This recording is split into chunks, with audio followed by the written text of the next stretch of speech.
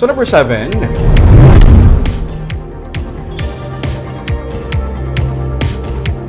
kaso administratibo ang ipasaka batok sa 5 ka mga empleyado sa syudad sa Bacolod nga ginaligar may kaangtanan sa nadula nga mga salakyan bangod ging kawat.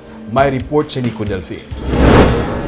Sa 5 ka mga regular employees sa Bacolod City Government Center nga naisyuhan sang show cause order, 2 pa lang ang nagsabit sang ila explanation, may kangtanan sa nadula kag ginaligar ginkawat nga salakyan kag motorsiklo nga gintugyan sa ila sang syudad. Suno kay City Legal Officer Attorney Romeo Carlos Ting Jr., magluwas nga pabayaran sa mga empleyado ang hindi na mabalik nga government vehicle na tala naman sila pasakaan sang kaso administratibo may angot sa simple neglect of duty. Kung na why sila hindi sila ma-relieve sa liability because sa number of years na nagpabaya sila na pag-report sa COA na nadula ang mga units. Too late na para mag-report. Okay daw ang yes ang COA daw within 30 days ang dapat ipaban-on mo ang ang COA na may nadulaan. Kung simple neglect of duty ang administrative case, hindi sila for suspension?